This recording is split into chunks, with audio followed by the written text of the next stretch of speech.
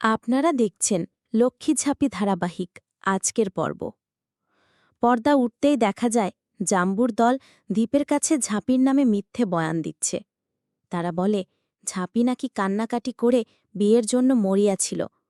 এরপর তারা 10,000 টাকা নিয়ে জোর করে দ্বীপের সাথে ঝাঁপির বিয়ে দিয়ে দেয়। কিন্তু দ্বীপ প্রথমে এসব বিশ্বাস করতে চায় না।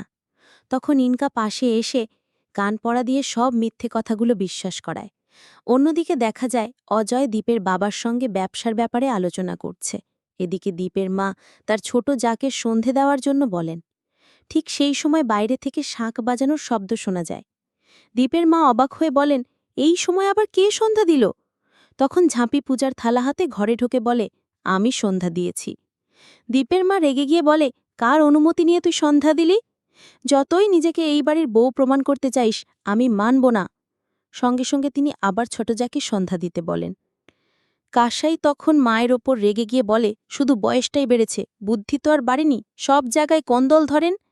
এতে দ্বীপের মা আরও ক্ষেপে গিয়ে দ্বীপের বাবাকে বলেন, এই যে বাবানের বাবা, তোমার মেয়েকে সামলাতে পারছ না? দ্বীপের বাবা বলেন, ভুল তো কিছু বলেনিও। এরপর দ্বীপ বাড়িতে ফিরে আসে। ঝাঁপি দ্বীপের মাথায় প্রদীপের আলো দিতে গেলে দ্বীপ তার হাত চেপে ধরে বলে, এগুলো কেন করলি ঝাঁপি? তুই আমাকে কেন ধোকা দিলি?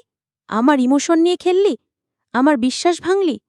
ঝাঁপি অবাক হয়ে বলে, আমি কিছুই বুঝতে পারছি না, আমি কি করেছি?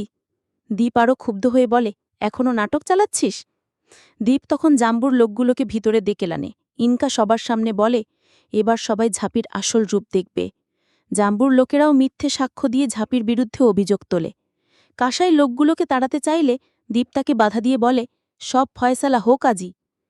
লোকগুলো বলে, সেই দিনের সব ঘটনাই ঝাঁপির শিখিয়ে দেওয়া। সব শুনে ঝাঁপি অবাক হয়ে এক ছেলেকে চড় মারে। কিন্তু ইনকার চক্রান্তে ঝাঁপি সবার কাছে খারাপ প্রমাণিত হয়। ঝাঁপি কেঁদে দ্বীপকে বলে, তুমি তো আমাকে ছোট থেকে চেনো, সত্যি কি বিশ্বাস হয় আমি এমন কাজ করতে পারি? যদি আমার এত ক্ষমতা থাকত, তাহলে কি আমি তোমার জন্য 5 বছর অপেক্ষা করতাম? কিন্তু দ্বীপ ঝাঁপির কথা বিশ্বাস করে না, উল্টে ঝাঁপিকে ভুল বোঝে। শেষে লোকগুলো বাড়ি থেকে বেরিয়ে যায়। দ্বীপের মা ঝাঁপিকে অপমান করতে থাকে এবং যারা ঝাঁপির পক্ষে কথা বলে তাদেরও ধমকায়। দ্বীপও শেষে বলে ফেলে, তুই আর আমার সেই ঝাঁপি নস, তুই অনেক স্বার্থপর, নিজের স্বার্থের জন্য সব করতে পারিস। আজকের পর্ব এখানেই শেষ। দেখা হবে আগামী পর্বে।